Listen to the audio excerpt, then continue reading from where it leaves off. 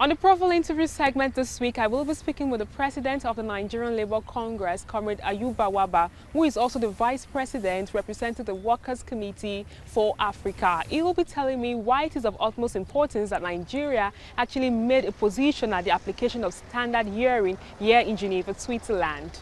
Join me.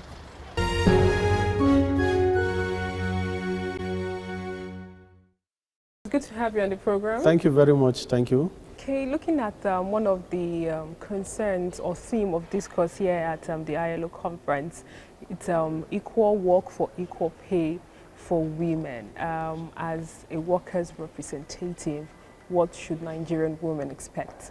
The issue of equality of treatment is a fundamental human right.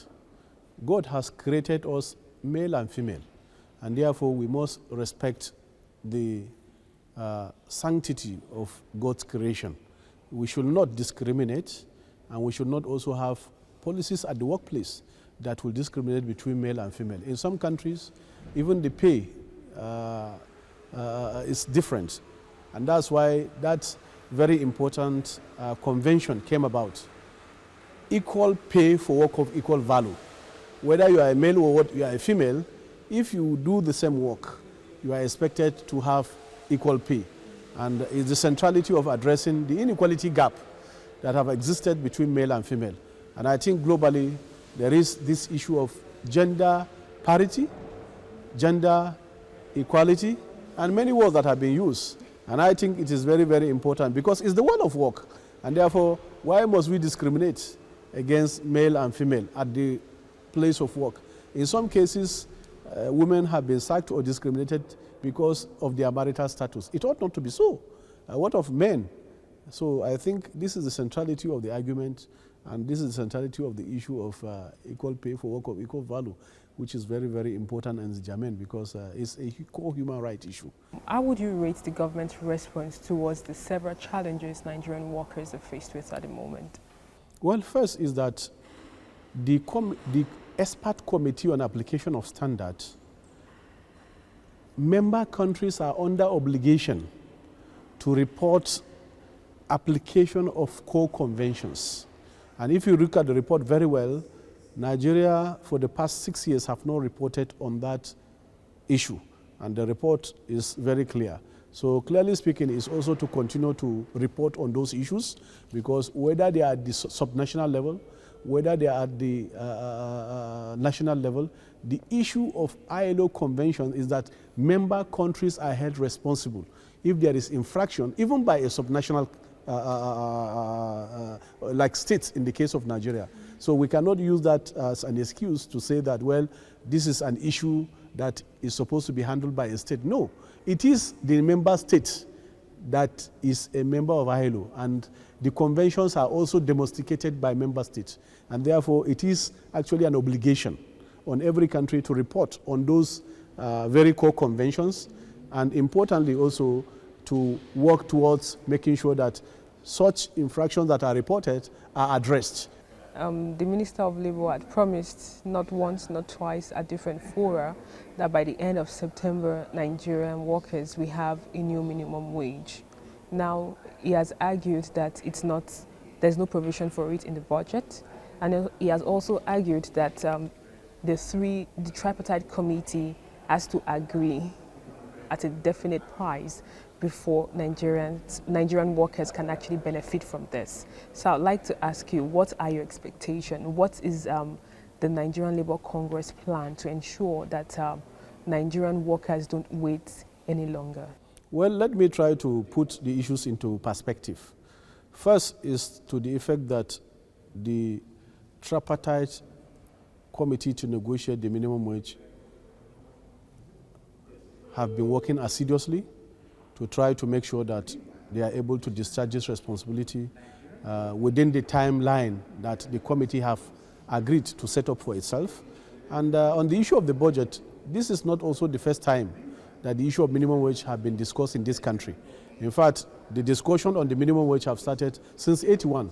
That's when we first had the minimum wage. The procedure is that, because you can't also budget on the figure you don't know. The procedure, and even in 2011, once it is agreed, then even if it means supplementary budget, that's the process. That's why the provision of supplementary budget is there.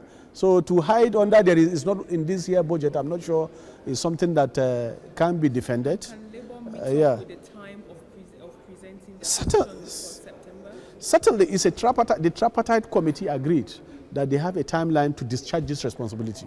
The first step is for the committee to finish its work and hand over to the executive, who constituted the committee. And it's for them then to push the process to the next level.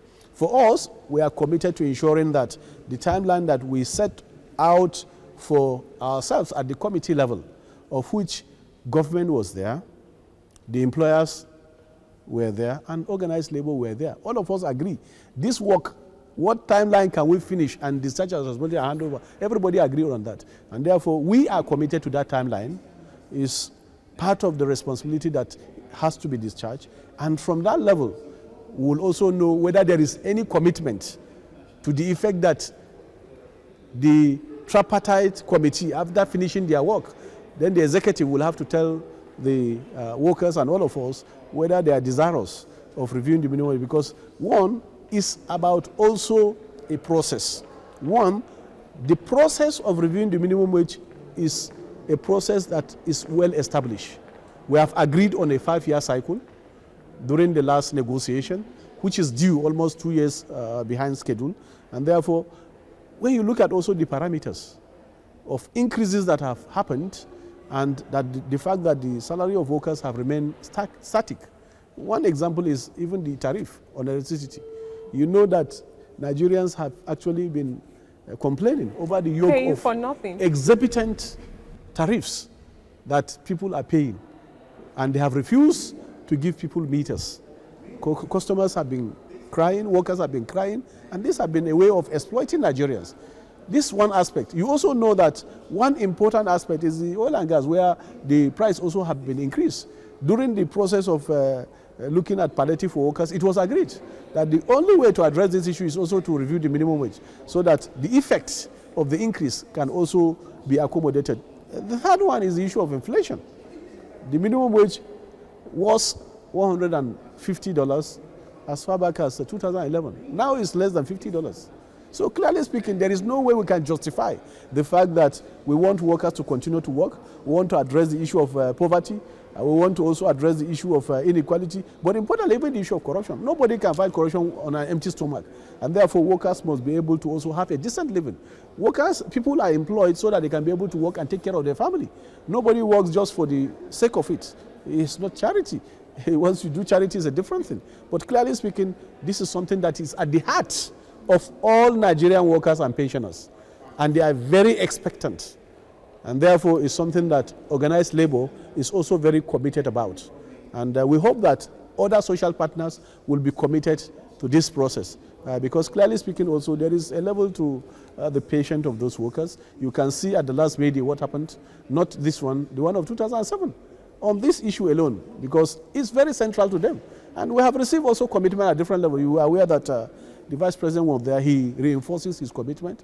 When the President was constituting the minimum wage, he reinforced his commitment. But if there is any change, we also thought that it should be very clear, so that we don't also try to bring about issues that are avoidable, and also issues that we know is quite very central to the issue of industrial relation. Because once commitments are made, it's expected that this commitment should be made. So on our own part, we are committed to ensuring that whatever our role is, we'll be able to discharge it effectively to defend the interests of the workers and the poor pensioners. Because there is no justification anywhere to say that the issue of the minimum wage should be put in abeyance, or that workers should not be able to get a new minimum wage. This, I think, should be not under any consideration because of the fact that even in the years past, this same argument have came about. And I hope that it's not an argument that will try to now put workers at a very difficult situation and position that they needed to also to exercise their rights and also ensure that they are able to bargain. Workers shouldn't bargain very hard, and at the end of the day, they get very little. That is not what is expected. Talking about bargaining, you have actually said presented 66,500. Am I correct? Yes. How visible is this? Because Owing to the fact that the government in fact, is we already are, making we are excuses? very, very considerate. In fact, organized labor is very, very considerate. What we merely did was to bring about the value of 18,000. The value that used to be around $150. That's the only thing we did, because inflation have taken away the gain of even the 18,000. So we have been very considerate, and we have put all factors into consideration, including the issue of ability to pay, including the issue of that, yes, the country is coming out of a difficult period. All of these factors have been put together, and that's why I think organized labor have been very, very considerate. And let me make the point.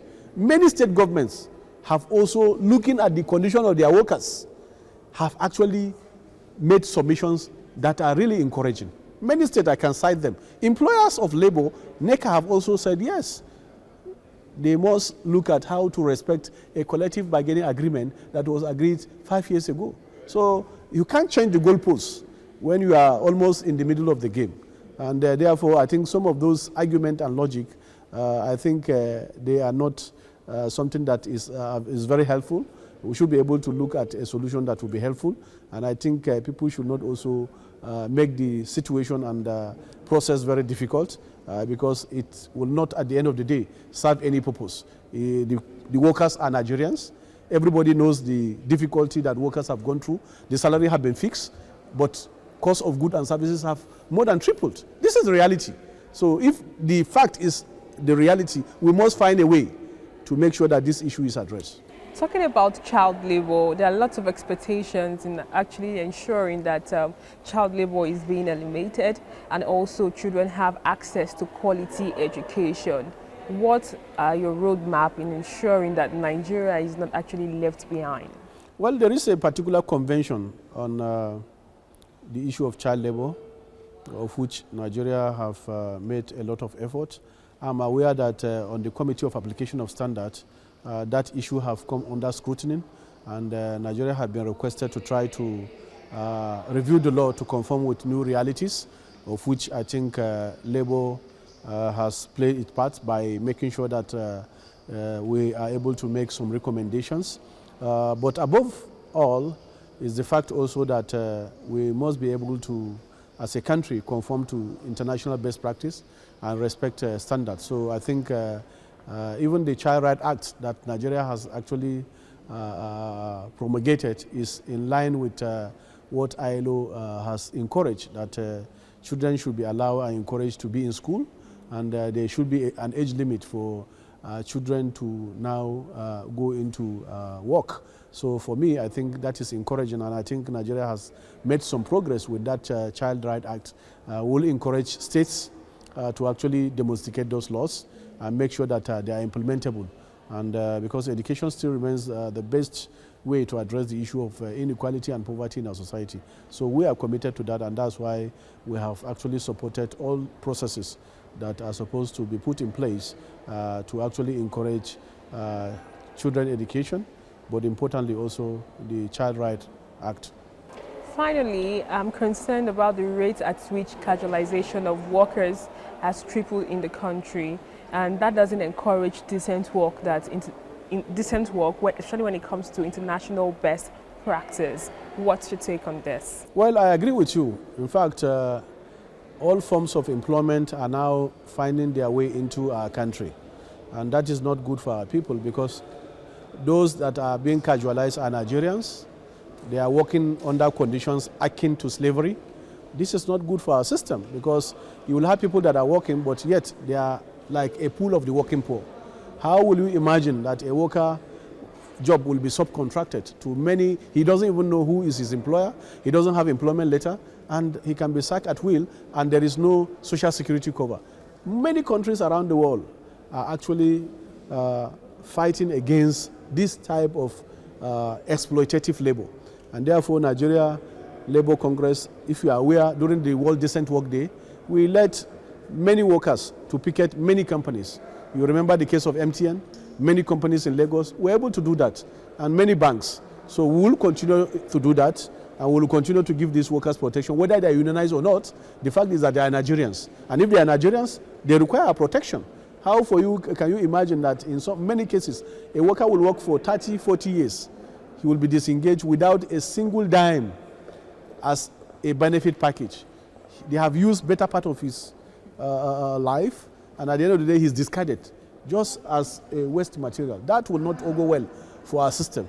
That will mean that such workers will not be able to take care of their families, and therefore there will be disconnect, there will be social instability, and there will be a lot of challenges. And therefore we must be able to protect our citizens from such exploitative tendencies, because this is akin to slave labor. So we'll do our best, as we have been doing, because it's also a standard that is not decent.